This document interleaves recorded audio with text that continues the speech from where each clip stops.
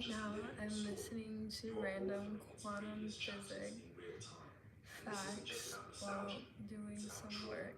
About healing, about meaning, because it suggests that nothing in your past is unchangeable, that every event, every regret, every wound still pulses in a state of interpretive fluidity, waiting for the next act of observation to define its meaning. You don't need to rewrite the facts, you only need to look at them, and in that shift,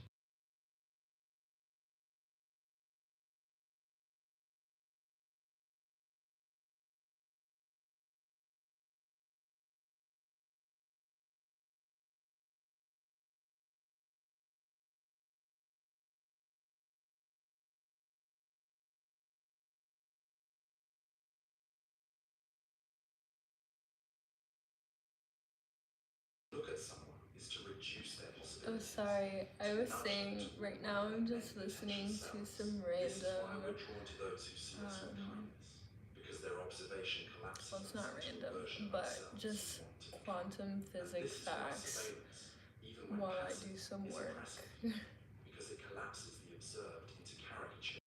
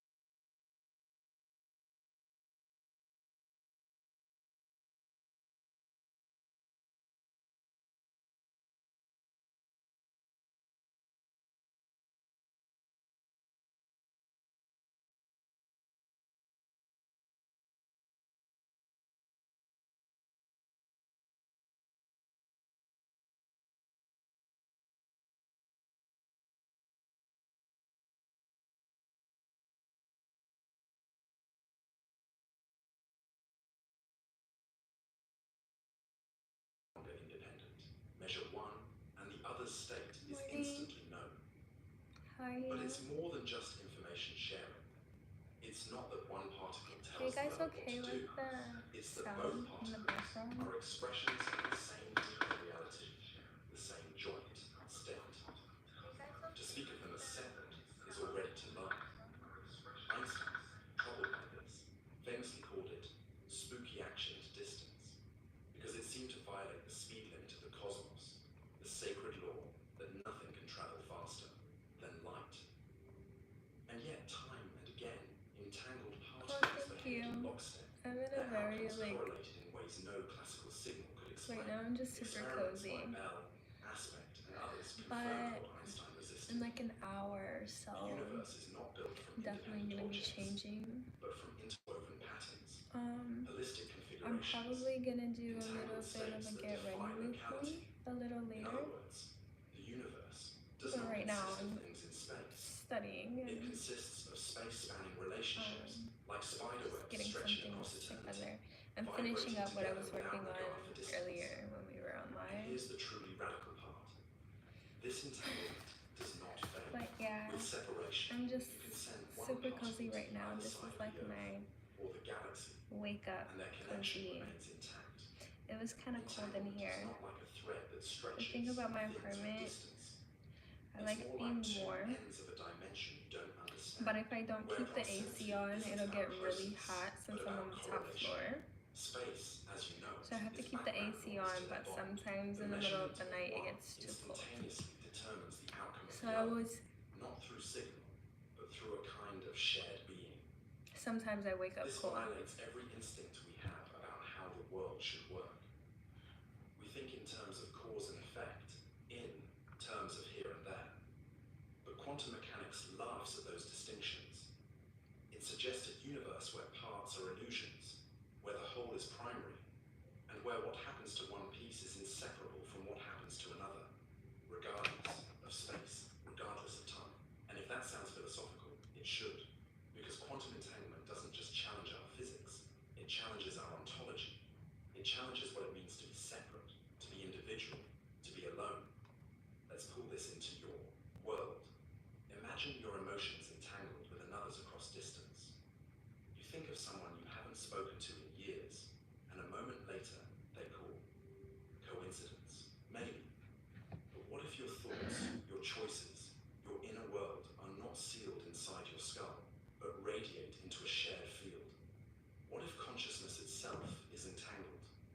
Some physicists speculate that entanglement is the basis of spacetime itself, that the geometry of reality arises from patterns of quantum connection. If true, then the separation you feel from others is not fundamental. It's constructed, an illusion born of perspective. And if so, then love, empathy, grief, these aren't just feelings, they're evidence. Evidence that our boundaries are porous, that our being extends beyond our bodies, that we resonate with others, not metaphorically, but literally, at the deepest levels of physical law. You are not a closed system. You are an open node in a cosmic lattice. Your choices, your observations, your feelings, they ripple outward in ways no eye can see. And the same is Yeah, true of it's everyone starting you've to ever chill touched. out We are not here, alone. We are entangled. but it And was this raises like, a difficult, profound the question. weather was If really your hot actions here, affect so it others was in like, ways you cannot perceive, what responsibility we do were you having carry? 80-degree nights, like the temperature was not dropping at night. How carefully I must think you tend to now it? the temperatures are effect kind of showed us that normalizing watching changes again. what is seen. Entanglement shows us that I was being is outside already maybe shared. a few So what kind of world are you days collapsing ago. into I through had to your go attention, outside to my your car presence, at your pain? night, We spend our lives trying to protect our and independence, to fortify the walls between self and other. it was actually chilly for the first time in a long time. Yeah, so it's 4 a.m. and it's 71 degrees. That every decision Today you is make going to be a participates hotter in day. the It's state of a larger going to be whole. 90 And this degrees isn't a today. soft poetic gesture. It's a hard mathematical claim. Let's The say universe is built from entanglement. weather's Reality pretty itself normal may be here. emergent from these correlations. There is no fundamental thing. And usually, Only like I feel like in relationships. August, The the basic temperatures begin of to reality is not a shift to particle, fall a bit. but So a connection. This is not just physics. It is Entanglement asks us to abandon the myth of separateness, not just between particles, but between people, between moments, between intentions and consequences. It suggests that when you suffer, someone else trembles. That when you hope, the universe brightens, not metaphorically, but in measurable, entangled states. And perhaps this is why we cry in movies, why we flinch at the pain of strangers, why we feel when a loved one enters the room without seeing them, because the threads that link us are not imaginary. They are quantum. We are haunted not by ghosts, but by the physics of connection. And the more you open to this possibility, the more the world changes shape. You stop seeing objects and start seeing patterns. You stop seeking control and start seeking coherence. You begin to listen for the harmony between things instead of the boundaries that separate them. But how far does this go? Could the entire universe be one grand entangled system? Could the Big Bang have birthed not billions of particles, but one universal wave function, entangled across all of space and time? In that view, you are not a being in the universe. You are the universe, experiencing itself through a particular lens. Your memories, your choices, your relationships, these are not isolated data points. They are coordinates in a web that spans stars. And this leads to an unsettling possibility that there may be no randomness, only correlation, that your thoughts are connected to They others did in an ways observation deeper on than you language, that your perception is not or confined to on your eyes. the That earth. Are intuition, you the earth, coincidence, samurai? synchronicity, these are not quirks. They are glimpses of the entangled whole. So what do you do with this? How do you live in a world where everything is connected at a level beyond comprehension? You begin by looking, again, at the ones around you, not as separate minds, but as shared participants in a dance too complex to map. You begin to treat your words, your moods, your attention not as private acts, but as vibrations sent down an infinite string.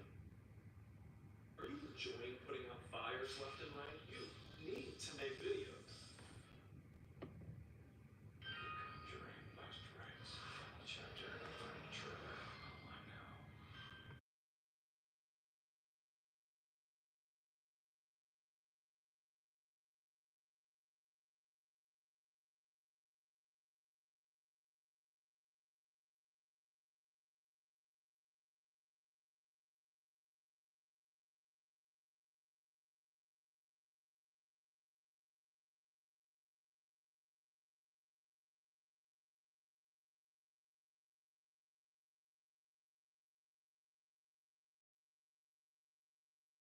You don't get to act alone. Well, that's Every very gesture is a duet. interesting. Every thought is a chord. Every breath is an echo. And when you see this, truly see it, something inside you shifts. The loneliness begins to crack. The silence begins to hum. And you realize that the world has always been whispering. You are not alone. How do you make it out alive You couldn't be alone without even if them, you tried. keeping you and experimenting on you? Until it's observed. Imagine you're standing at a grand crossroads at midnight, Is there a surrounded ghost by whale? countless roads, each stretching into a different possibility. Foggy mountain passes, sunlit highways, ancient forest trails, crumbling city streets, and even invisible paths that twist upward into the stars. You haven't moved yet, but somehow you've taken them all. In a way that defies common sense, you've walked every trail, arrived at every destination, lived every outcome. But then, just as you take your first real step, a light flicks on above you. A camera clicks. Observation arrives. And in that moment, the illusion vanishes. The other paths collapse into silence, and only one road remains beneath your feet, the one that now seems inevitable. This is not a metaphor for life. This is quantum reality. At the smallest scales, particles do not travel a single tiny path from point A to point B. Instead, they explore every possible route simultaneously in a kind of shimmering super-reality that unfolds beyond space and time. Richard Feynman, one of the pioneers of quantum theory, introduced the path-integral formulation of quantum mechanics to describe this bewildering behavior.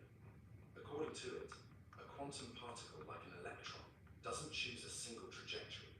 It samples all trajectories, even absurd ones, like circling the galaxy, before arriving at its destination. Every path contributes to the particle's final state, like a grand cosmic orchestra of probability, until a measurement, the act of observation, collapses the symphony into a single note. But what does it mean to say that a particle takes every path? It isn't poetry, it's math. In quantum mechanics, the probability of finding a particle in a particular state is calculated by summing over all possible paths it could take to get there. These paths don't merely represent our ignorance about the particle's motion. They represent Hi, real Alex. calculable contributions to its behavior. But how did you In make classical it out, physics, if you throw a AlCiMi? baseball, it follows a predictable arc based on gravity and momentum. But if you were to throw a quantum baseball, a subatomic particle, it would travel not just the arc, but every conceivable arc at once. It would roll across the floor, loop around the moon, What and dive wrongs through the are earth, the all in one angels here breathless to quantum make blur. right? And yet, AlCiMi. we never see such chaos. When we measure the particle, when we force it to reveal itself, it offers Alex, us only I one am answer. from Only one path America. survives the gaze. I'm an And so the others American disappear, girl. not like discarded options, but like shadows that were never meant to be touched by light. Hi, Shiva. This concept cuts into the heart of how we define reality. In our daily lives, we're trained to think in binaries. A thing either happens or it doesn't. A road is either taken or not. A decision is either made or left behind. I love you But guys quantum physics too. suggests a deeper, stranger truth. That possibility is not erased by indecision, but kept alive by it. That, until we look, reality itself is a cloud of potential, waiting to crystallize. Hi. This is not some abstract philosophical stance. It's borne out by decades of experimental evidence, from the double-slit experiment to quantum interference, patterns. When particles are not measured, they interfere with themselves, as if they really are taking So multiple I'm paths. from But the once you check, Midwest. once you peek behind the In curtain, America, I'm that from a interference valley in the vanishes. Midwest. The particle chooses, or rather, the Yeah, I'm universe good. chooses for It's you. just early And morning. what's even more mysterious So I'm doing some is that work your act of before I observation is what forces that get choice, dressed and everything. not the measuring device, not the lab. You. Consciousness, in some interpretations, becomes Who a is the participant black in car reality service? itself, Like, did you have that collapsing ordered, or the was wave it function, ordered by your carving people? out one Your path group? from the sea of maybe. This God has is good implications all the far time, beyond all the physics. time. God is good. Think of your own life. How many paths have you imagined? Careers not taken. Words Hello, not spoken. Monesto. Cities never visited. People you almost loved. In the Monesto? quantum realm, the particle gets to try all of them, simultaneously. What state? But in your world, you get one. A state in the Midwest. One unfolding. Can you guess? And yet, the resemblance lingers. Who ordered it for you, Perhaps Samurai? possibility never truly dies. Perhaps the unseen choices still hum beneath the surface of what is. There is a lesson in that, not just about nature, but about awareness. Before you decide, the world Does is fluid. Tanzania After welcome you look, me? it congeals. So what is the Texas? cost of attention? No, What not do you erase by Texas. choosing to see? Texas is more Could your down gaze south itself be an than instrument of creation and destruction? the Midwest. Could every Is observation you like make be a center quiet of act of cosmic editing, America. trimming It's the middle of the multiverse into a single palatable hemisphere thread? of America. Let's return to the metaphor, the crossroads. When you stand there before observation, Lord you are Shiva, everything. the You great are the dream destroyer, and the dream, ordered the black the truck walker for you. and the watcher. But the moment you choose, the other versions of you, the ones that took different roads, slip away. Or Samuel And yet, Venom God quantum ordered the black mechanics truck for suggests you. that in some interpretations, like the many worlds Which theory, one? those versions don't vanish. They simply diverge, split off, Enki the Great continue on in Creator. universes I feel parallel like I to know yours, that one. where the particle took a different path and you You know made a that different guy? choice. That may sound like science fiction, but it's an interpretation built to preserve the totality of quantum paths. If so, then every decision you make isn't the closure of possibility. It's the birth of new worlds.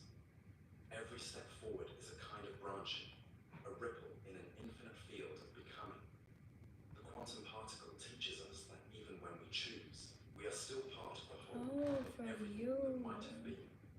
Still, might not be in our one observed because universe, we only samurai see one path. The Enki others do sensing not show up in our sounds equations. familiar. They vanish, or hide, or live on in dimensions we cannot reach. But their influence is not lost. They shape the probabilities. They create interference. They are, in a sense, ghosts. I have past names Real, as well, but so I totally understand how that And goes. perhaps our lives are shaped by similar ghosts. The shadow of the person you could have become haunts your footsteps. The echo of the love you never pursued lingers in your chest. The memory of a decision never made shapes how you make the next one. We are, all of us, shaped by what didn't happen. And maybe that's not a flaw in reality. Maybe it's a feature. Maybe quantum mechanics doesn't just allow for multiple paths. It requires them in order for any single one to exist. Like a painting where every brushstroke matters, even those you cover up. Like music, where the silent notes give meaning to the ones you hear. What doesn't happen I agree, is as the crucial divines as are what here does. to reset the And planet. yet, with all this mind-bending But I beauty, feel like in order for that one to question happen, remains. you have to. What does it mean to observe?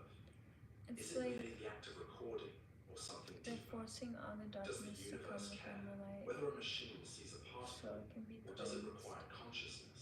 Some But the interpretations say no, process is others will say very yes.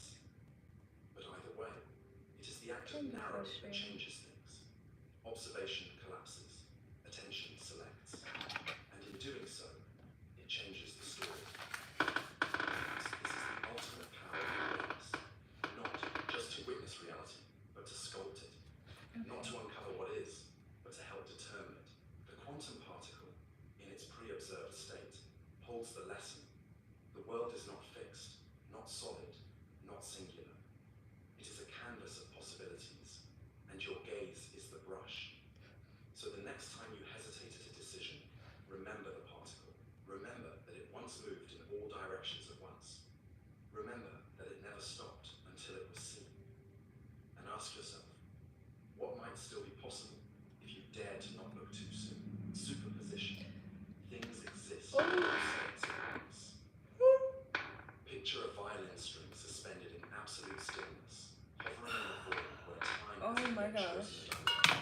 That felt so Silence good. holds its breath, and yet somehow it vibrates with every That note felt it could so ever play. good. A symphony of futures resides in its potential, but none have been heard, none yet chosen. It exists in a state of haunting contradiction, perfectly quiet and infinitely loud. That is the paradox of superposition, the idea that a particle, a thing, a moment, a state of being, can simultaneously exist in multiple realities, not as a blur between them, but as all of them at once, until something, someone, dares to look. Before the gaze, the world is a superposition of everything it could be. Yes and no. Light and dark. Awake and dreaming. A coin in midair is not heads or tails. It is both. Spinning. Uncommitted. Timeless. In quantum mechanics, this isn't just metaphor. It's the governing rule.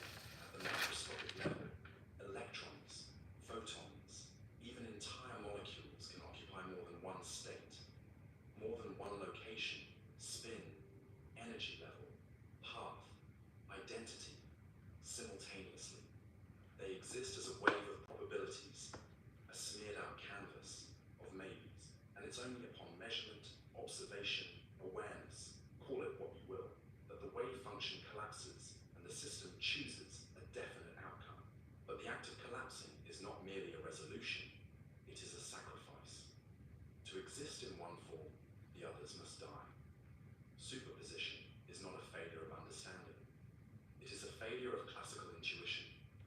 In the macroscopic world we inhabit, the world of stones, planets, trees, and chairs, things seem to have a single identity. Your coffee cup does not both exist and not exist on the table. Your cat is either sleeping or awake. And yet, in the quantum world, the very act of having only one reality is the anomaly. Schrödinger's cat, that infamous, misunderstood feline, was never meant to be a riddle for children. It was a philosophical scream wrapped in absurdity. The cat, sealed in a box with a quantum mechanism that could trigger poison, is both dead and alive, not in a metaphorical sense, but in the genuine physics of superposition. Until the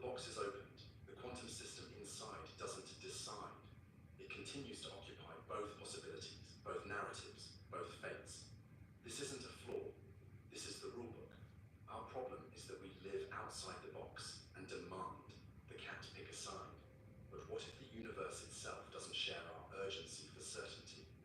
Superposition implies that reality is not a line but a cloud, not a point but a field.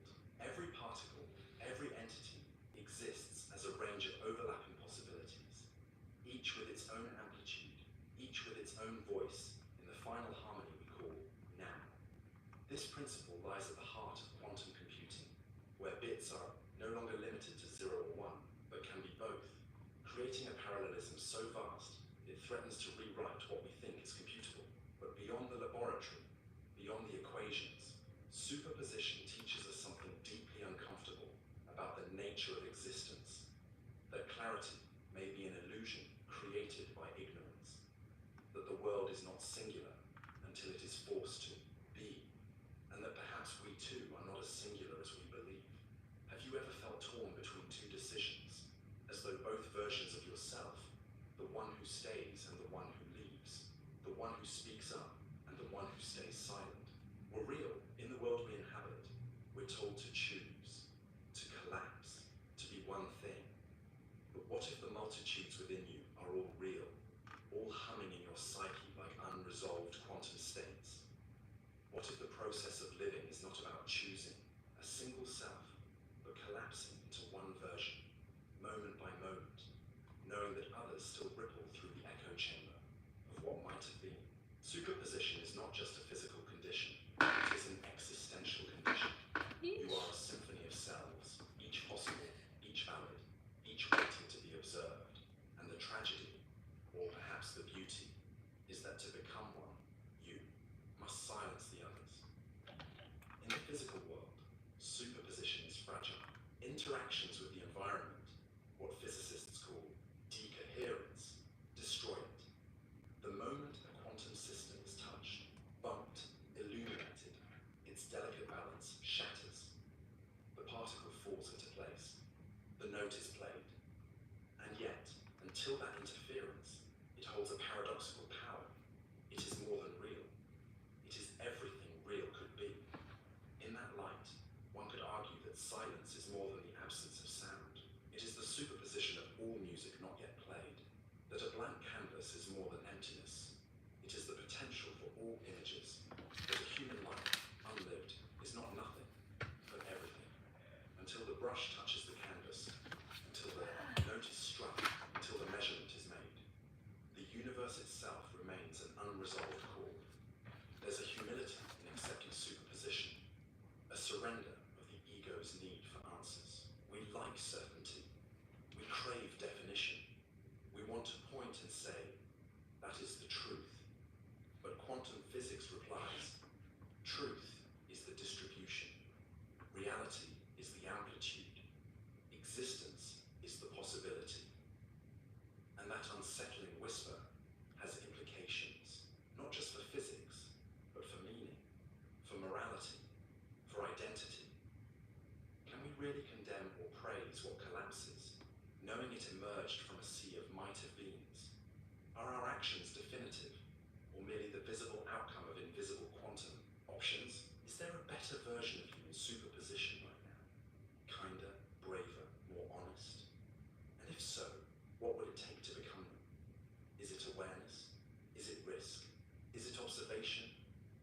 In a strange way, superposition is the most compassionate theory in physics. It says, you are not defined by your last choice. You are not reduced to one version. You are many things. You are many truths. And only context, only the observer, only the moment decides which one takes form. This is terrifying, of course. It means we are not fixed, that our identity is less a sculpture and more a wave. But it is also freeing, because it means that change is real, that at every moment, the universe carries with it not just what is, but what could be, and that perhaps the most real thing about you is the trembling uncertainty of who you might become. So next time you stand at a crossroads, emotional, spiritual, existential, remember the violin string, remember the cat in the box, remember the particle that dances in all places, in all spins, in all states, until someone dares to look. And maybe, in those moments of uncertainty, don't rush to collapse. Stay open, stay indeterminate, let the wave hum, let the music build,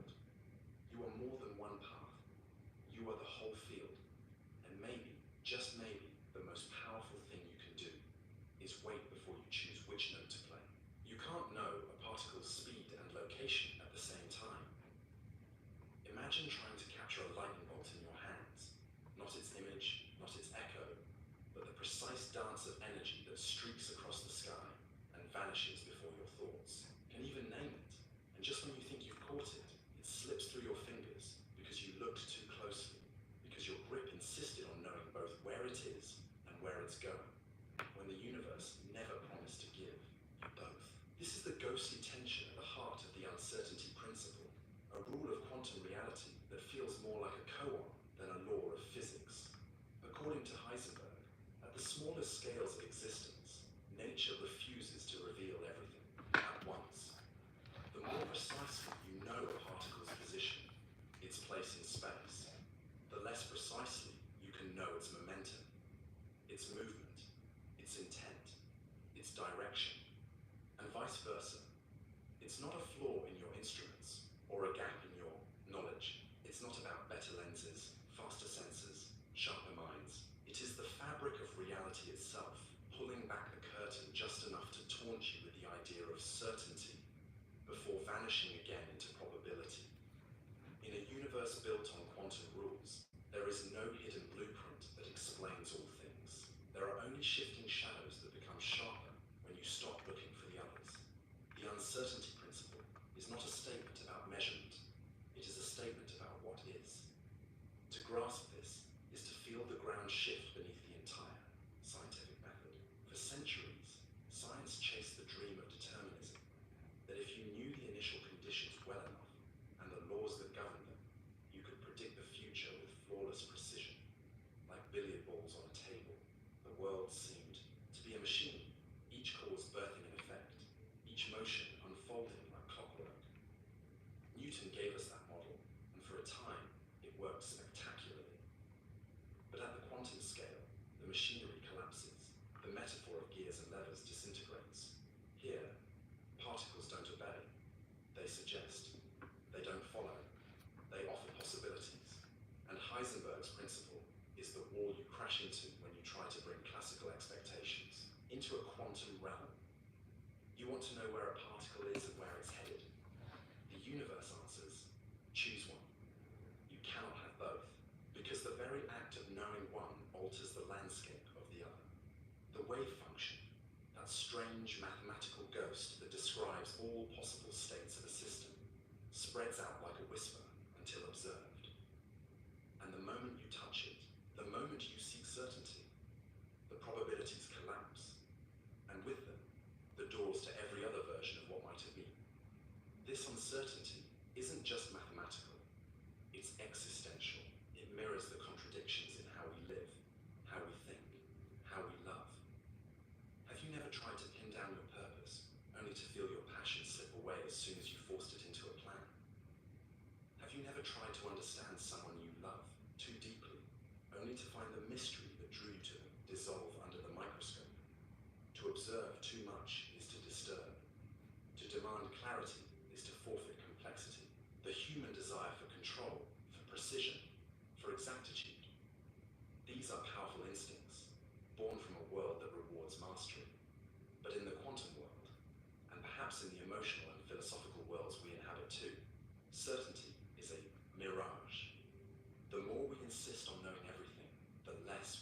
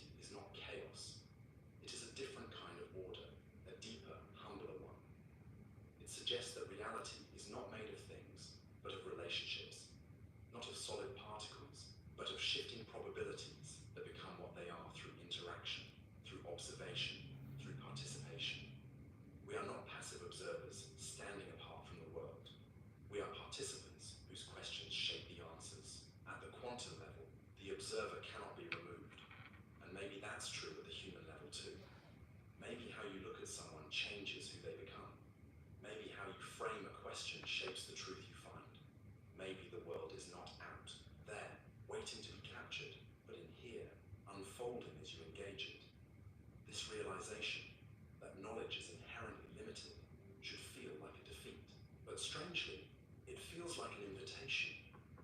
If certainty is unreachable, then wonder becomes the default.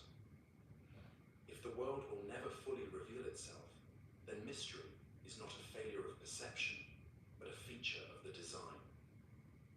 The uncertainty principle doesn't say you can't know. It says you can't know everything at once. And in that crack, possibility blooms. It suggests a reality that is richer than facts, a life that is more than measurement. It says you are not here to master the universe, but to dance with it, to navigate it not like an architect imposing structure, but like a musician improvising within a key, aware that every note chosen means another not played. So when you next feel the ache of not knowing, of not being able to pin something or someone down, remember the lightning. Remember that trying to grasp it destroys its shape, that trying to hold too tightly collapses the dance, that some truths glow brightest when glimpsed from the edge, when respected from a distance, and that sometimes the most honest thing you can say is, I don't know both. I can know one. I can sense its motion, or I can know its place, but never both. Not because I am weak, not because I failed, but because the universe itself insists on that limitation. And maybe, just maybe, that limitation is the most truthful kind of freedom there is. The observer creates the outcome in quantum systems.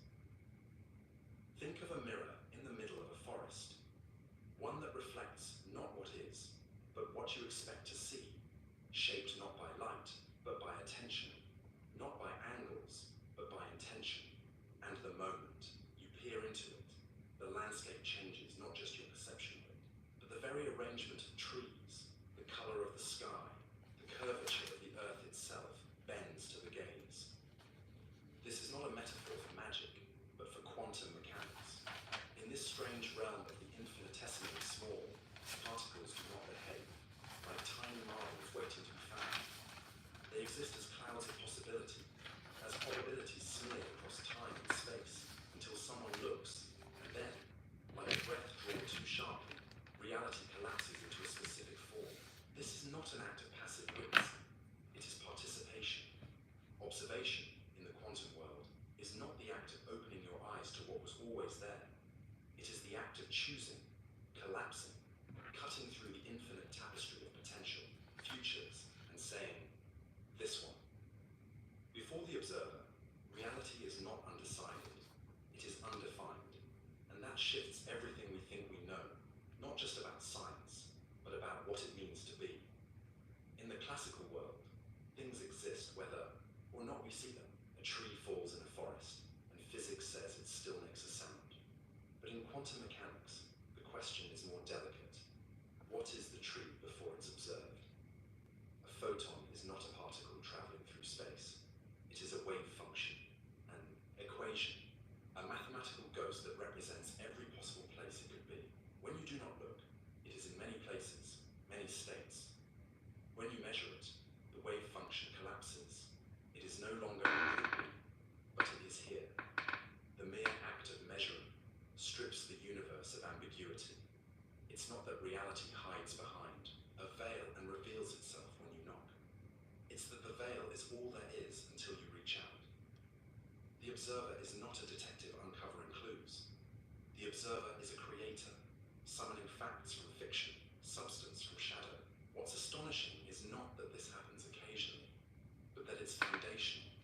It's how reality itself works at its core. Take the classic double-slit experiment.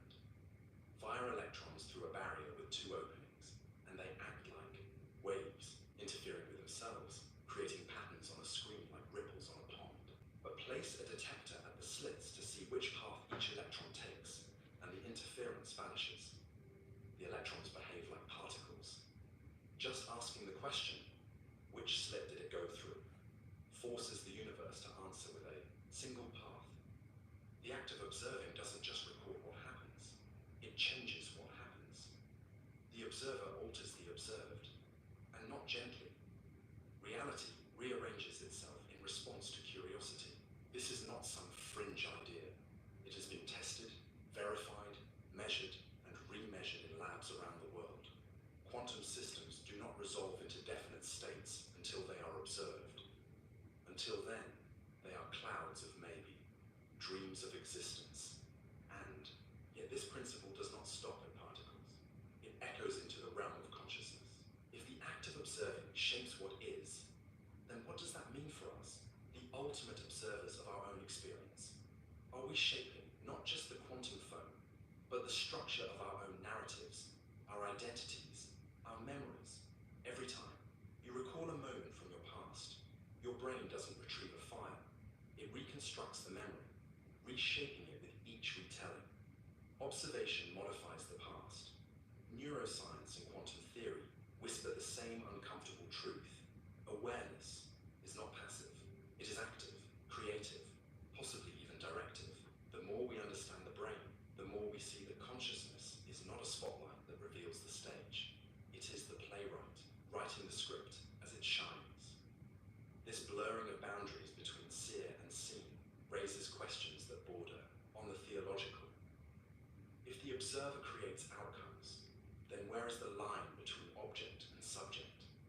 Are we distinct from the world we measure, or woven into its very threads? In a quantum system, no event has occurred until it has been observed. But what constitutes an observer? Is it a conscious mind, a camera, a photon bouncing off an eye? Some interpretations of quantum mechanics, like the von Neumann-Wigner hypothesis, flirt with the idea that human consciousness itself is required to collapse away function. Others propose that any irreversible interaction does the job. And yet, the mystery remains. Before interaction, particles are not simply waiting to be revealed. They are undefined. Observation doesn't uncover reality, it defines it. This principle breaks the idea of a pre-written universe. It says the cosmos is not a finished book we're leafing through, but a blank page that responds to the reader's glance. It means we are not just products of the universe.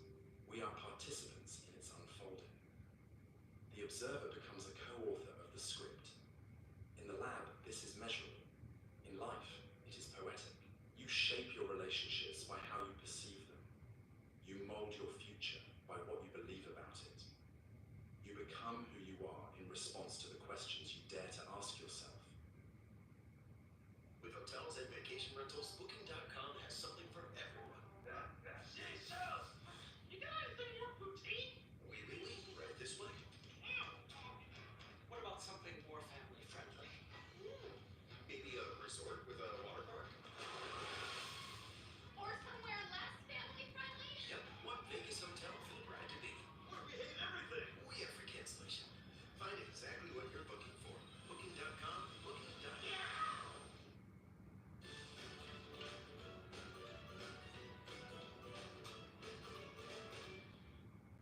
Experience ultimate relaxation with a Tempur-Pedic Breeze mattress from Sherman's. Breeze's advanced cooling technology means you'll stay comfortable all night long, so you can wake up feeling refreshed and ready for the day. Ditch the night sweats and stop by Sherman's today to experience the difference yourself. Setting up your star student for success is simple during the back-to-school sale at Denver Mattress. Buy any Denver Mattress brand mattress and get a second half off, or get 60 months no interest and free shipping. The back-to-school sale, only at Denver Mattress. Just as the quantum world responds to measurement, your identity responds to awareness. What you name becomes real. What you ignore remains in potential. To observe is to choose what becomes real. And that choice, conscious or not, is power. But this power comes with responsibility. If the observer affects the outcome, then the way you look at others can shape who they become. Treat someone as capable, and they rise. Treat them as untrustworthy, and they shrink into that space. The gaze is not neutral, it is a force. Every glance, every interpretation, every framing carries weight. You are not a camera recording what is. You are a mirror, a magnet, a sculptor. The world reflects back the questions you ask it. If you ask, why is everything broken? You will find endless cracks. If you ask, what can be built? The universe opens doors you didn't know existed. The observer effect is not just physics, it is philosophy.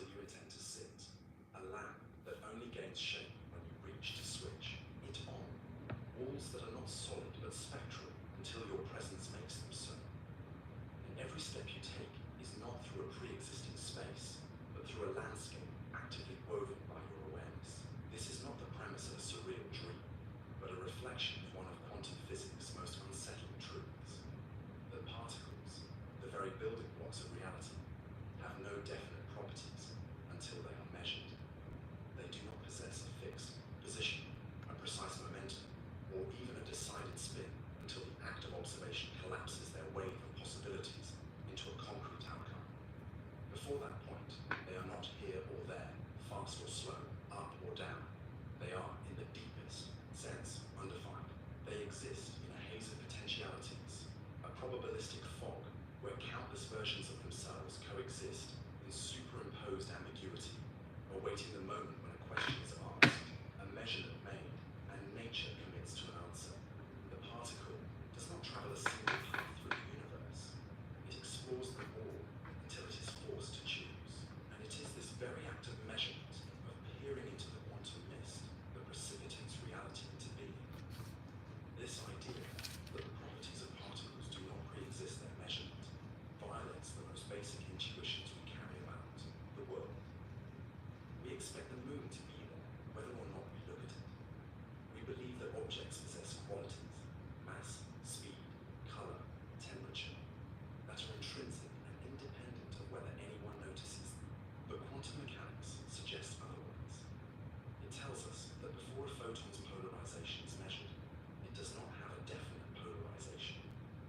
Before an electron's location is checked, it is not anywhere specifically. It is everywhere it could be, in a probabilistic sense. The wave function, a mathematical entity used in quantum mechanics, describes this haze of potential states. It doesn't tell us where a particle is. It tells us where it might be found if we decide to look.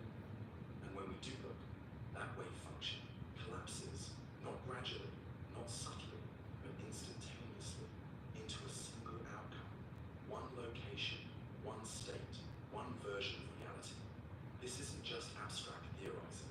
It's been tested again and again. In Bell test experiments, physicists have shown that particles that are entangled can instantaneously influence each other's states across vast distances in ways that defy any idea of pre-existing local quantities. If particles had set traits prior to being measured, these effects would not be observed, but they are. What we find instead is a world in which outcomes are not revealed, but decided at the moment of observation. The implications are static. The universe is not a static machine ticking away behind the scenes. It is an unfolding drop in which each act is written only as it is performed. The properties of matter are not in the fabric of existence. They are drawn in real time by the artist's hand the moment the canvas is lifted. What is this artist? The measurement, the interaction, the inquiry, the moment when a quantum system is forced to answer a question. It does so by adopting one of many possible realities. Until then, it defers, it floats, it dreams in superpositions. Even the spin of a single electron, whether it points up or down, is undefined until it is measured. Prior to that moment, the particle embodies both options simultaneously, existing in a blur that is not indecision, but an inherent feature of quantum behavior. To call it uncertainty is to undersell the strangeness. It is not that we don't know the particle's state. It's that the state does not exist in any singular form until it is brought forth by observation. Reality is not hidden. It is undetermined. This leads to one of the most important philosophical questions in modern physics. Does the act of observation create reality? If the properties of particles are undefined until measured, then in what sense do they exist before we look? Are they merely potentialities, mathematical ghosts waiting to be summoned into form? And if so, what does that mean for the nature of the universe? Are we explorers discovering what is already there? Or are we co-creators shaping what comes into being? The quantum world seems to whisper that our questions are not neutral, that every act of inquiry disturbs the balance, changes the outcome, spins the wheel of possibility. To observe is to affect, to measure is to participate. The observer is never detached. They are entangled with the system they examine. In everyday life, we are insulated from these quantum uncertainties by the sheer scale of things. A baseball has a defined position and velocity because it contains trillions upon trillions of quantum particles whose uncertainties average out. But at the fundamental level, where particles blink in and out of existence, where matter is less substance than shadow, the rules are different. There, the universe is less a clockwork machine, and more a question still being asked.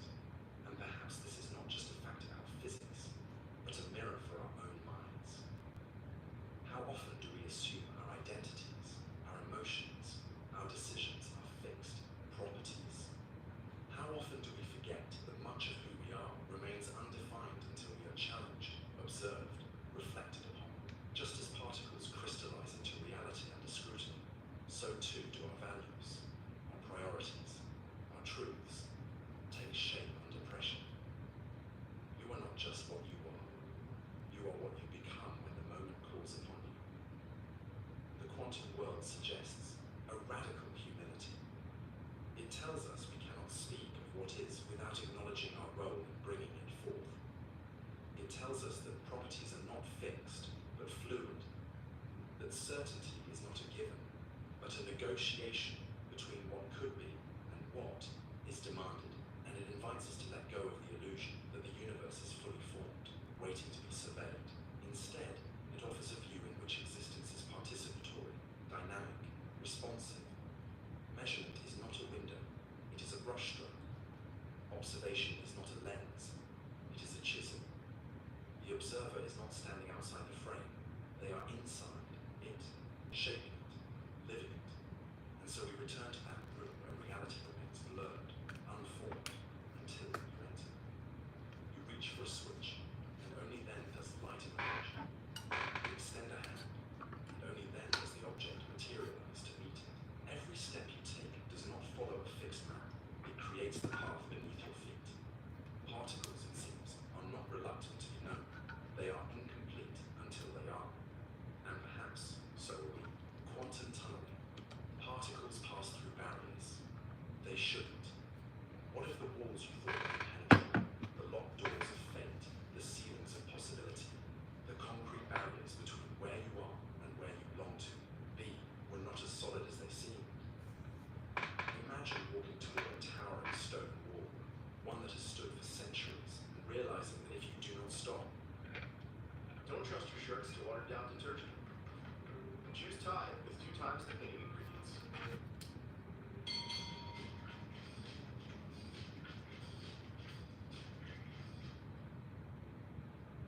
We're pressing play on all the vibes.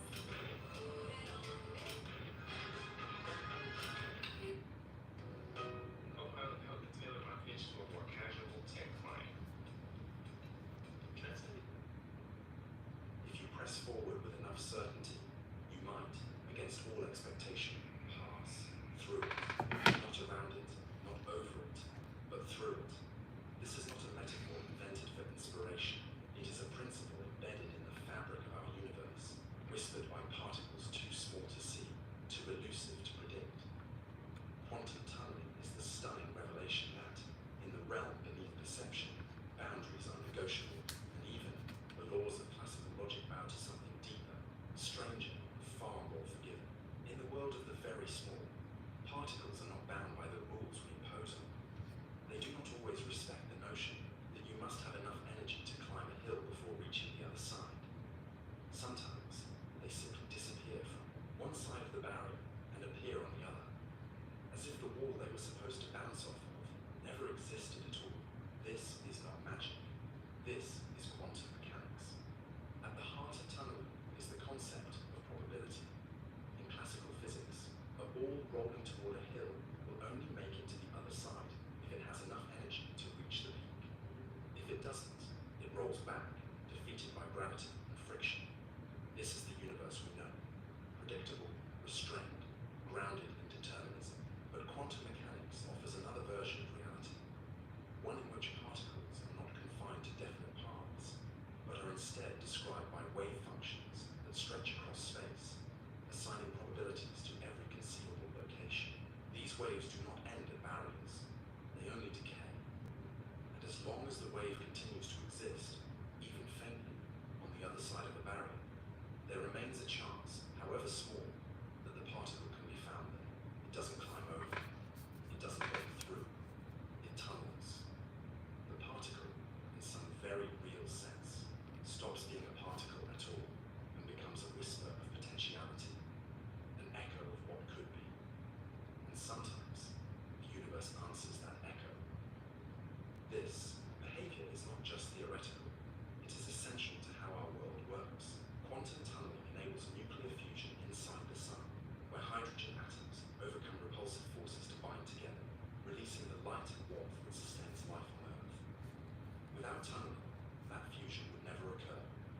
the stars would remain dark and cold. Tunneling is also the reason why semiconductors and transistors function, the very foundation of the digital age. The device you're reading this on would not exist without the ability of particles to slip through energy barriers they shouldn't cross.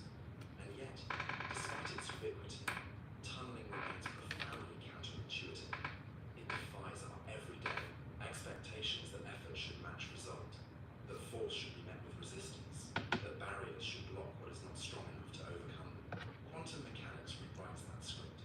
It whispers that the world is not built of walls, but of probabilities, and those probabilities sometimes allow for the impossible to occur. But beyond the mathematics, quantum tunneling invites us to reconsider something deeply human, our relationship with limitation. How often do we treat circumstances as absolute? How often do we accept the verdict of reality too soon, mistaking delay for denial, or resistance to finality? We encounter emotional barriers, social walls, psychological ceilings, and we stop. We tell ourselves that progress requires power, that change demands force, that anything worth reaching must be earned with overwhelming energy. But the quantum world suggests a different path. That persistence, presence, and probability can sometimes achieve what brute strength cannot. That existence itself is not a series of fixed outcomes, but a field of fluctuating chances, where even the most impassable boundary may harbor a faint echo. So,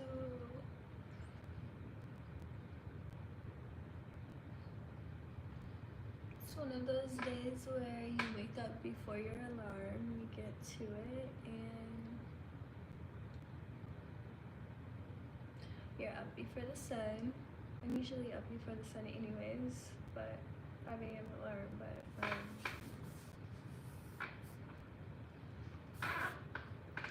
yeah.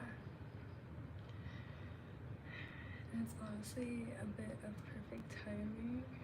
I just have one last section to do on this page that I'm working on, and once I finish that, it'll be time to get ready. That has been a high request of mine to come on live and do a little get ready with me.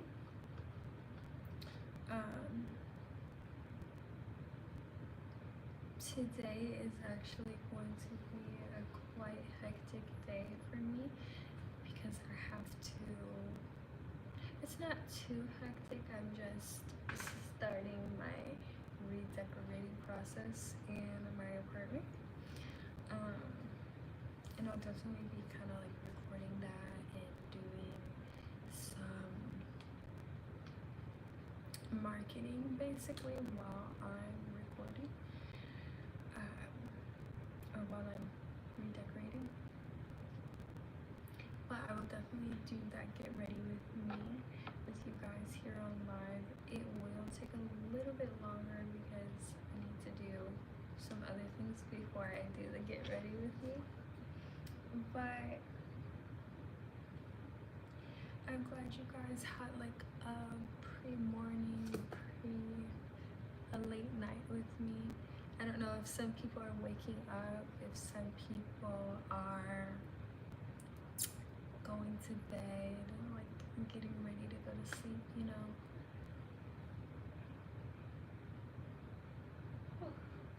Excuse me. But whichever, whether you're sleeping or waking up, good morning, good night. I'm so glad you guys came on live with me. I'm gonna stay on live while I finish this last section. And then also, how do you guys feel about the quantum physics facts in the background? Hi Leon, how's my day going? I'd say pretty amazing, honestly. There's this thing my grandma calls it get up and go, and I definitely woke up with the get up and go. So it's a good sign for a good, steady, productive day when you wake up with the get up and go. So, yeah. How's your day going, Leon?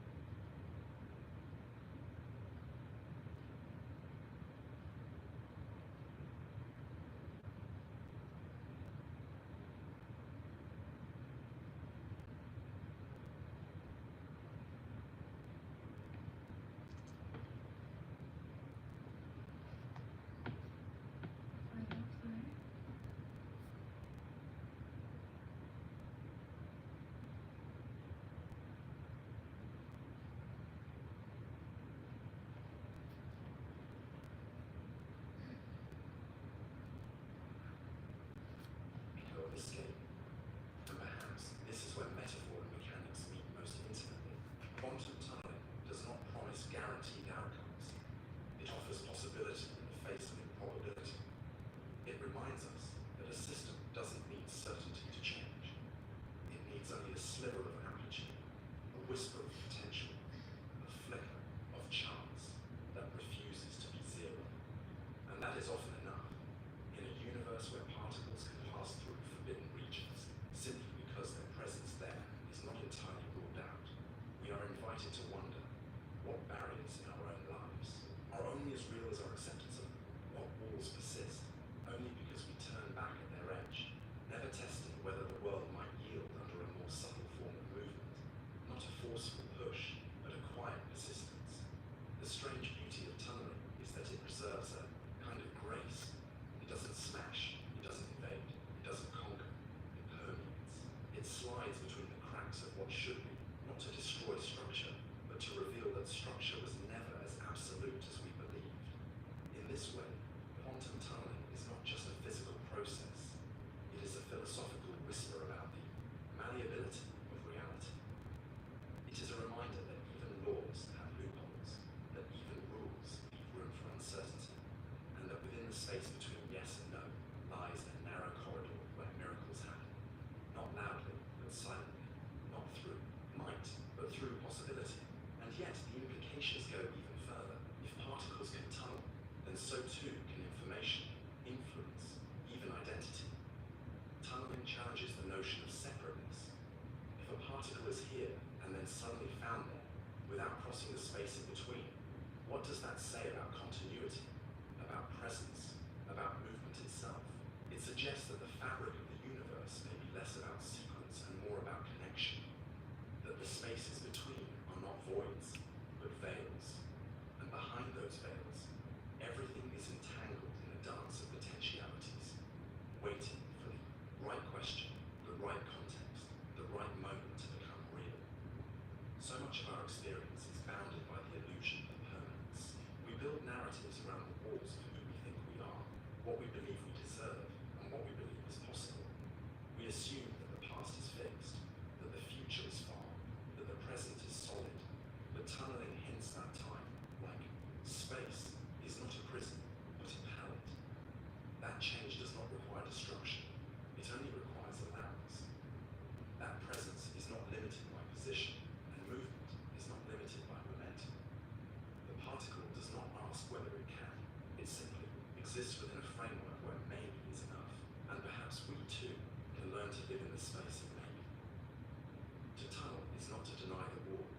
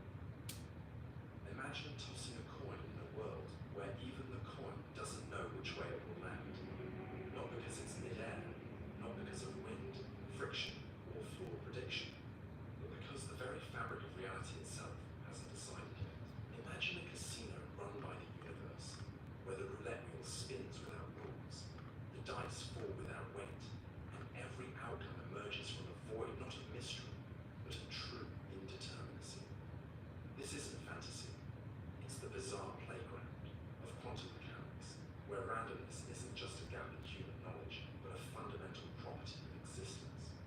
In the quantum world, events do not unfold according to strict, knowable chains of cause and effect. Instead, they shimmer on the edge of potentiality, waiting not to be determined, but to simply happen. There is no hidden script, no backstage director pulling levers behind particles. What occurs, when, where, and how, is born not from necessity, but from sheer probabilistic spontaneity. The spin of an electron, the decay of a nucleus, the path a photon takes through a crystal, all emerge not because they must, but because they might. And in that tiny space between might and must, our entire understanding of determinism crumbles. For centuries, science sought to tame the universe into a machine, gears grinding in unison, every motion the result of some prime push. Newton's laws gave us a cosmos of consequence, predictable, mechanical, graspable. If you knew everything about a system, you could predict its future with perfect accuracy. The universe, it seemed, was a giant clock, and with enough data, you could wind it forward or backward at will. But quantum mechanics shattered that illusion.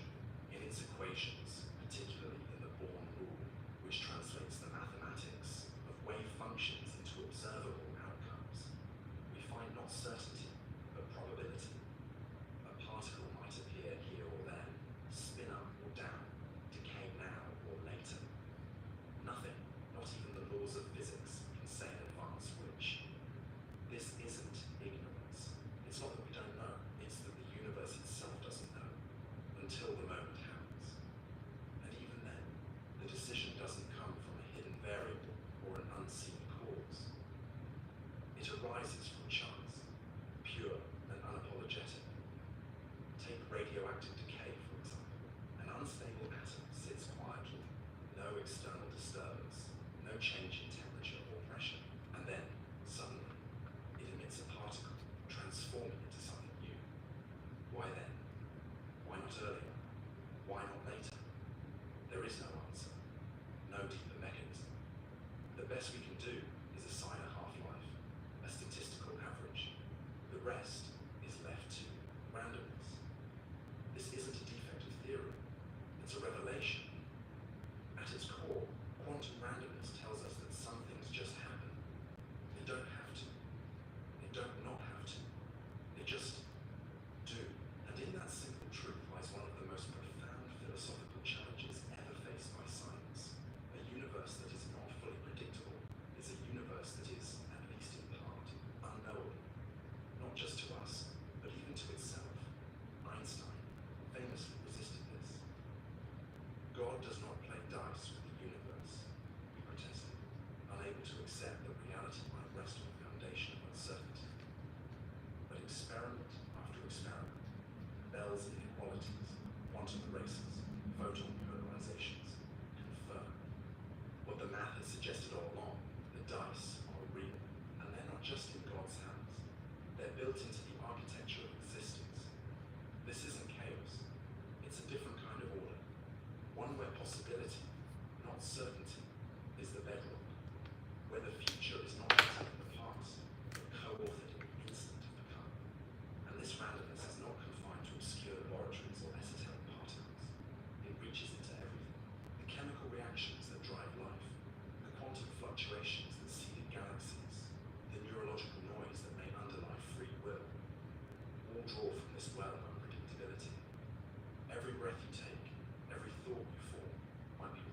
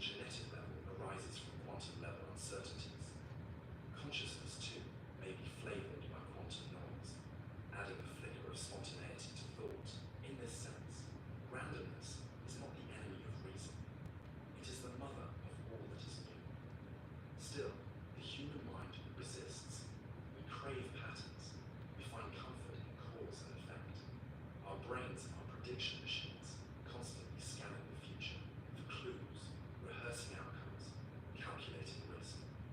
But quantum randomness humbles that impulse. It tells us that not everything can be foreseen, not every question can be answered, not every outcome can be controlled. This is not a flaw. It is an invitation to live not in fear of uncertainty, but in relationship with it, to walk not with a map, but with a compass, to act not because the result is guaranteed, but because the act itself is worthwhile. And in this way, quantum randomness becomes a metaphor for human experience. We do not know what will happen when we speak a truth, take a risk, love someone, leave something behind. We cannot. The variables are too many, the interactions too subtle. But still we act. We choose. We step forward into the unknown, hoping that somewhere within the space of possibility, something meaningful will unfold. That is quantum courage, the willingness to leap without knowing where we'll land. Not because we trust in certainty, but because we trust in potential. So what does it mean, ultimately, that the universe contains true randomness? It means that the cosmos is not a machine, but a dance. Not a code, but a conversation. It means that within every moment lies not just what is, but what might be. Good And while we morning to cannot you control too. that randomness, we can learn to I'm live in my with it, cozy to outfit find right grace in now. uncertainty, I woke to up make peace around with like mystery, to stop 3:30 demanding in the that morning, every answer be and known, I've just been doing a start little bit of embracing work. the I'm beauty actually of not gonna get knowing. off soon, but Because in that and I'm space of not going to knowing, come back we and can do figure like a out little the get outcome. ready with me, like Life actual happens. get ready with me. Art happens. But I woke up Love and happens. And sometimes sometimes it's the like particle cold chooses its path. in my apartment when No I wake law up could predict it. because I have to keep the AC down Because it was during the forced. summer. Quantum Because if I erasure like set it to can the erase temperature I information actually like after it its to core. be at, it gets Imagine really walking into a hot vast when the ancient sun library where rises. every book writes itself the moment we read it, yet vanishes So if you forget how sometimes it I wake wrote up it. and it's cold, Imagine memories inked not, and sometimes I impermanence wake as up and I'm impossibility, not so cold. flickering, conditioning, and reversible. Now imagine a Maybe I universe should have said built on something that witty logic, back, like where information isn't an absolute, nah. but a suggestion, where reality isn't merely shaped by what you observe, but also by whether you choose to preserve the record of that observation. This isn't a parable, it's the perplexing truth behind one of quantum physics' most unsettling revelations, quantum erasure. In this strange corner of the quantum world, you can measure a system, learn something real about it, and then, by deleting the context of your observation, undo the consequences. How's your morning as if the going? measurement never happened. Is it morning It's for as you? though the universe itself allows you to be Actually. wide causality, Or is it like not by the turning back afternoon? time, but by erasing the meaning of having ever looked. And in doing so, it raises a haunting question. If reality only congeals around the information we choose to keep, what else are we unknowingly letting dissolve? At the heart of quantum erasure is the dual nature of particles. Okay, gotcha. The ability for photons, It's 5:20, well to behave 5:19 as either here. particles So or waves, depending entirely on how they are I observed. have just random This quantum duality physics lies facts at the in the foundation background. of quantum mechanics, most I like to famously open my illustrated brain by the up double to slit like experiment, where particles fired at a facts screen and from two things slits when I form an first wake interference up. pattern, like ripples I of asked for water everyone's overlapping, opinion, unless you but they observe didn't which give slit it they if go it through. was like The moment annoying you or measure the anything. path, So the I'm pattern guessing no one collapses. minds. The wave disappears, and the particle acts like a discrete object. This suggested a disturbing truth. Observing a quantum system doesn't just reveal its state, it changes it. But what if you could undo that change? What if you could record the witch path information, then later choose to erase that information, and watch the wave pattern reappear, as if you had never looked at all? That's the quantum Oh, eraser. I'm getting In hungry. these experiments, particles are entangled, linked, in such a way that measuring You guys one don't mind? immediately Good. affects the other, regardless of the distance between But them. there's a question Imagine mark, a pair of so entangled photons. it doesn't seem One like heads to a detector that measures its path through a double slit setup. you're not hearing While the me other flies to a clearly, distant or you're device not that hearing either the preserves or like erases the sound witch in the path background data. clearly. If the path information is kept, the interference pattern vanishes. But if the information is erased, even after the first photon has already hit the detector, the interference returns. And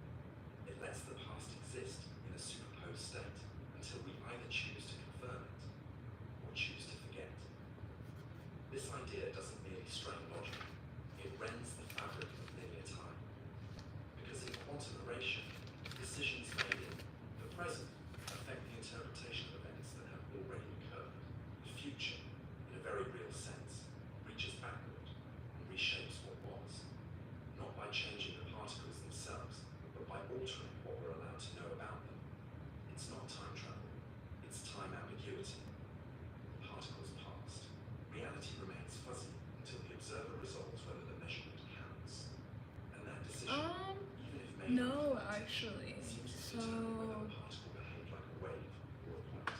We are forced to entertain a truth far more radical than we're the comfortable. regulars are Observation does not from. merely collapse a wave function. There's a regular. Although I haven't seen this person in a while, I'm actually concerned because they have like some health issues. So like, Back in motion. hopefully they're okay. This is not a But one person is from the UK. quantum erasure has been demonstrated in Another person is from. quantum erasure Actually, experiments, like those devised by Unicorn, another person is in show Dubai, this effect with breathtaking clarity. but it's from Ibiza, if I'm not mistaken. It is an active agent And then in the unfolding of reality. And when that information is discarded, I have some regulars from India, what is as you know, is it the and physical then print of photons on a screen? the Is it Norwegian electronic guy, states of a detector? Or is it something more abstract? Something dependent and on then whether I would conditions say are a few know the people result. These questions lead into philosophy, into cognitive science, into epistemology. from the Caribbean Because if the act in of erasure Africa. alters what was, what happens when we forget? What Yeah, happens when no one knows? so What if your memories or I feel perceptions like my regulars are more worldwide, which I like actually. I like that it's like metaphors of Disney? It's as though not we're watching a American movie. based. I feel like America is crazy right now. So, Until then, like, every scene is still in flux. I don't know. Every character uncertain. Every twist provisional. The film runs Yeah, backward it and forward is. at once, collapsing It's only when we say, international. yes, this happened. Um, But if we later say, no, I didn't see that, which I like. the real rewinds and plays a different version. Quantum erasure I'd doesn't rather be suggest that we can change the global than past. Rather, like it tells us the past was never fixed to begin just with. American It was based. waiting for us to decide whether to remember. Yeah. No, we're not because if we talk about my politics, oh my gosh. America's politics, not mine. Let's get that straight. But if we talk about American politics, we'd be here all day. And What about something more family-friendly? it's like Maybe a resort with a water the dingiest, dirtiest rabbit hole to be in. What Vegas hotel feel right to me? Everything. We have free cancellation. Find exactly what you're looking for. Booking.com. Booking.com. Booking dot, yeah. Discover your new Chevy right now with Ray Denison Chevrolet. Come find Oh, out 24 definitely Chevrolet not. Max for $266 Not at all. for 84 months. The search is over. Never Visit in us today. any lifetime would I ever be. Never compromise. You get up high quality, it's Like, guaranteed ever. fresh and down low prices on over 1,000 items. Quality and savings. Yeah. Kroger shoppers, never. No. This has profound Honestly, implications for how we think about causality, agency, and even ethics. I'm not even gonna make. In a world where I'm not even direction gonna is say needed, anything. I'm where not even deleting gonna say knowledge anything. alters But behavior, I'm gonna say responsibility one thing and then itself becomes I'm gonna leave it essential, alone. not But a binary. If we know that knowing changes things, are we culpable for anyone choosing who's ignorance? like If we the erase same the hue as context of me, choice, just anyone in also general, erases but choice. specifically Are our regrets and our reliefs equally subject to quantum contingency? has pigmentation is like These absolutely out of their mind once to confined support that. theology or existential like- philosophy, now sprout from the very roots of physics, but perhaps But the most anyways, intimate moving on. application is psychological. Our brains too are information processors. They observe, record, delete. Memories fade. Awareness sharpens or slips. Trauma is buried. Joy is forgotten. I like So reality got also to shapes a our really emotions. Does forgetting good allow stopping point on my notes, and I want to keep going, but old one ceases to exist in I know I like in this need life, to stop right even here cannot be rewriting, and but unknown. Letting the collapse reverse, letting the pattern reappear. And in this lies a paradox both haunting and hopeful. If yeah, it's a really observation good defines stopping point for my brain. and erasure undefines it, then we are both sculptors and erasers of our world. We do not merely walk through a And I'm previous excited story. about that. We help write the words, and sometimes we choose to smash them. The universe, it seems, is not a legend, but a living draft. And you, in your quiet choices of what Oh to my remember, what gosh, to it's let the go, straw part of the hat. editing process. You are both Hi. reader and author, both witness and eraser. And the final version of your world may depend not only on what you saw, but on what you chose to forget. Quantum interactions are reversible, but the world isn't. Imagine a pristine lake at sunrise, utterly still, mirroring the sky so perfectly that you cannot tell where water Guys, the sun ends is and the rising. heavens begin. Then I want to toss show you before we leave. spread outward. I posted a picture to Instagram, TikTok, and Snap, Now imagine trying to but reverse those ripples. To Luffy is reclaim based. original stillness. Definitely. You need to reach out to connect Hi, every Straw molecule, Hat. every vibration, every photon of light reflected from the surface, and send them all back. We were checking in on what Straw Hat was on last time. That reversal is possible. Where are you now? The microscopic equations that govern particles are time symmetric. I want to show They you don't guys care what whether time this flows one or is. backward. The sky gets really pretty before the sun comes out. And therein lies one of the strangest paradoxes at the heart of physics. At the It's not even quantum that level, good. Hold on, let me go to this other window. but our macroscopic world, the world of Oh people, my gosh, hold on a second. of heartbreak, BRB. stubbornly flows in one direction, like a river that never turns back. Why is that? Why do the equations whisper symmetry, Why but is that? reality screams decay? Alright, now we're cooking. What is mathematically permitted, So what is pretty. physically probable. You can't even see. It's more like on here it looks really red, but it's more like blue, If you know the and wave then function of a it's system at one yellow. moment, It's like you can blue, calculate both its really future and light. its past No, states actually, with look at equal that. The Like a evolution darker of that wave blue, function and then is it's like deterministic and right neutral, here. preserving all information, It's like that is, unless it is measured. like a baby blue, But and then even it's then, like yellow, interpretations like many worlds preserve and then it's like reversibility a by little branching instead of orangey, collapsing. burnt orange, On and paper, then the purpley quantum right realm there. sets time like a mirror.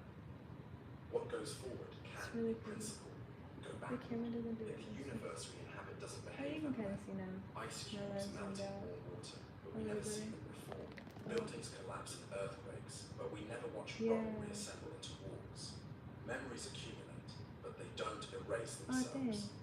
This asymmetry, This is why I irreversible like march in time, is this not place. Is restricted to literally laws the of only quantum reason I mechanics. didn't leave the It country, and emerges from honestly, many I love it. But I systems feel like I should have When like entanglement escaped from the spirals into country when I chaos, could. when entropy takes over. Like actually, Entropy, the measure of disorder, is the great arrow of time. a little bit. It's why you age, I was gonna leave and go to Bali last year why stars before burn out, everything got crazy. civilizations crumble. And Entropy increases because there are more disordered states to realize. I'm kind of wishing Given I enough did. time, systems tend to move from unlikely Thank you. configurations to more probable ones. And It's not that atoms can't return to order. It's just fantastically unlikely that they will. Imagine throwing a deck of cards in the air and having them perfectly sorted by suit. I just rented out this place I didn't buy, so The same is true my of your lease body, is going to your be mind, up soon your memories, actually, your entire life. and Every moment you live is an arrangement of just particles been more thinking about disordered than whether the I moment should leave before. or not, you know. Not because those particles can't reverse, but because they almost never do. Whether I should leave the country or not. Reversibility and world irreversibility. I don't know where we What is probable? Still, He might be finding something else right now. Or the Navy. I don't know.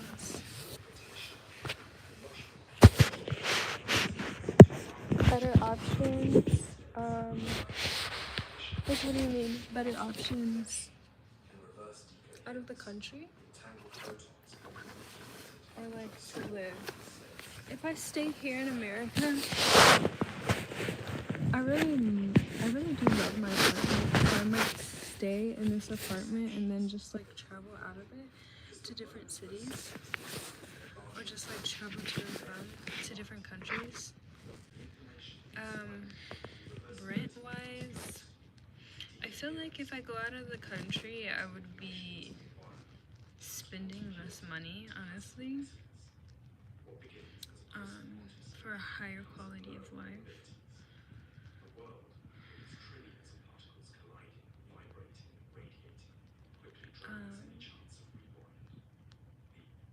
Yeah, that's just real tea. especially with like food regulations here, things like that.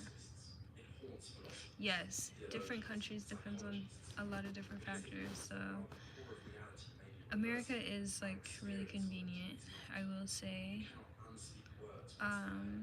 If I do leave the country, like it will be really adjusting to a different type of lifestyle, which at that time, nah, I would have been ready for it, to be honest. I would have been. But also, where I stay now is somewhere I've wanted to stay since I was like a teenager, since I was young, before I could even live outside on my own. So I think that's why I was like, let me just do it, because they usually are fully booked and they weren't booked when I was like looking. That's why I made it. But yeah, I don't know.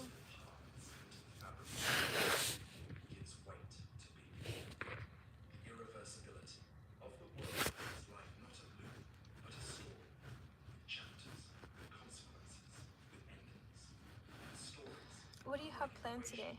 are meant to move in one direction. Or do you have plans today? You can't return to who you were before you reprove your love, your grace,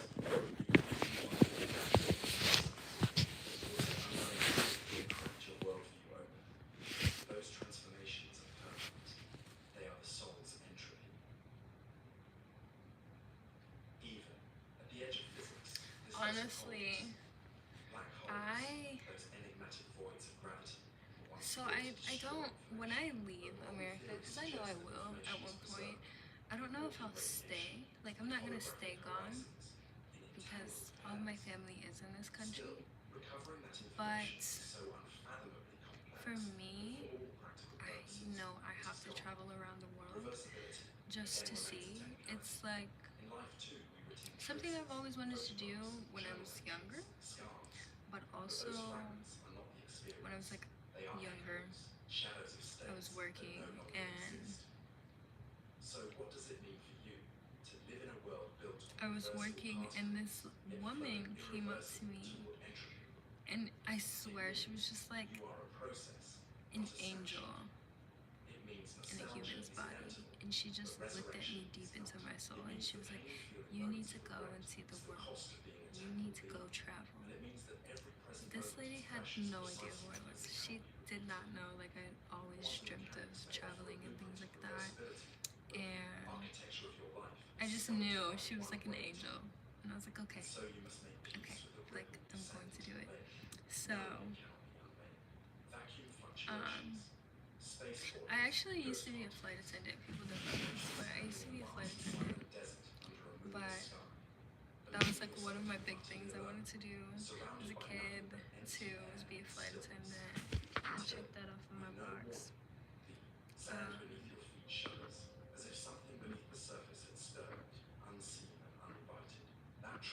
Nice. So you're just enjoying your time.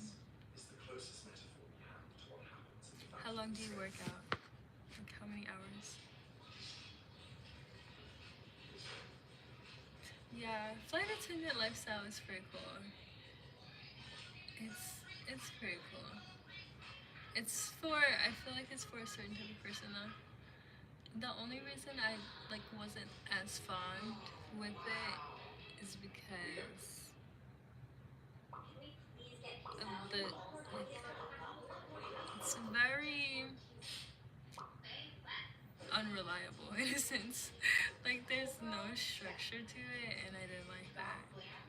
I don't think I liked being in a different hotel room, like, basically every night. And then the uncertainty of it. So I can, like, have a 4-day trip, think I'm going home, and then I give my company a call, and they're like, actually, we're gonna extend you for 3 more days. Can you go to gate F3? And I'm like, and you just gotta do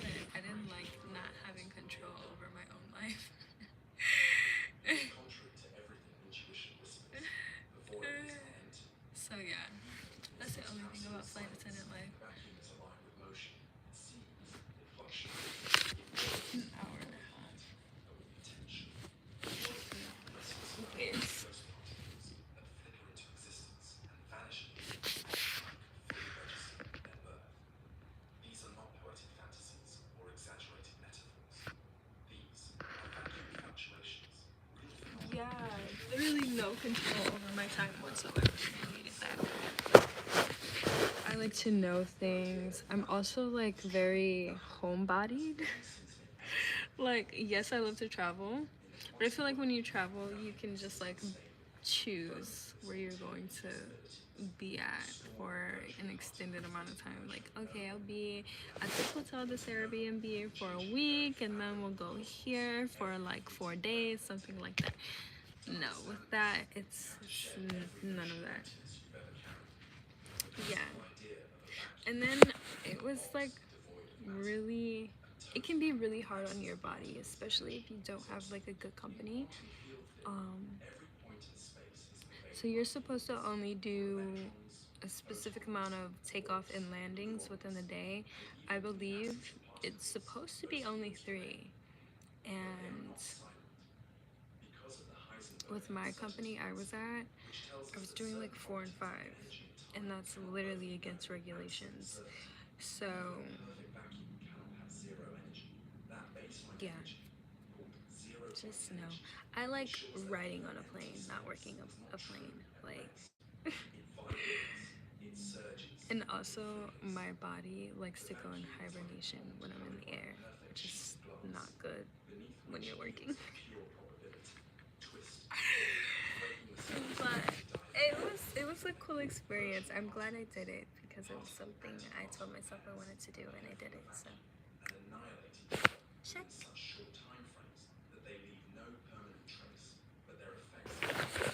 Okay, I'm gonna show you guys the sun. It looks like it's starting to rise, and then I'll see you guys in a little bit for the get ready with me.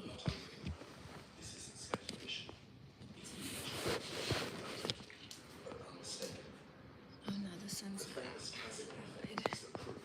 Place 2 uncharged metal plates a few nanometers apart in a vacuum, and quantum fluctuations. Yeah, and I feel like it should be easier for people, like more accessible for people to travel. I feel like they make it so hard.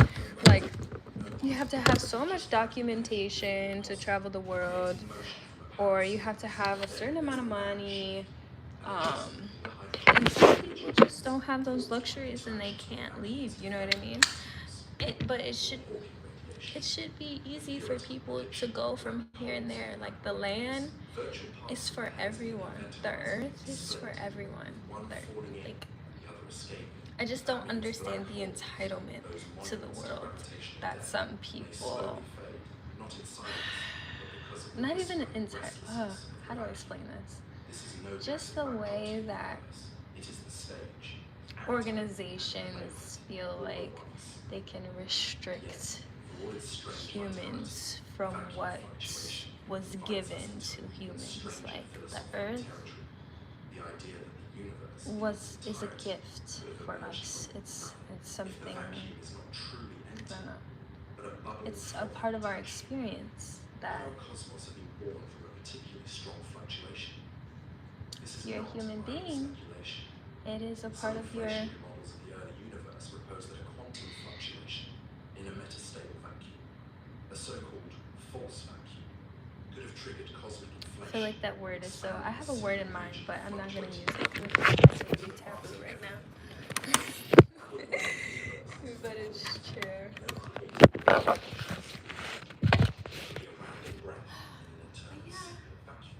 This was a nice morning with you all. From within physics, it's a viable origin story. Yeah, and that's literally, like, that's why I'm so thankful and grateful for my talents, because I can do that. If the vacuum never rests, then stability is an illusion. But it's so crazy because here in America, like, they're trying to cut down on remote workers because they know Americans are like sick of American bullshit. So everyone's trying to travel around the world and they want to cut down on remote working, remote positions. So it's really like you have to be an entrepreneur at this point to be able to work remotely and travel and things like that. So There's still some remote positions out there. Don't like.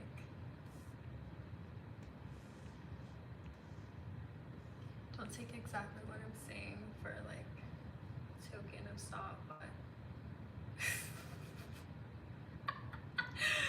but they're definitely trying to cut down on remote positions for sure.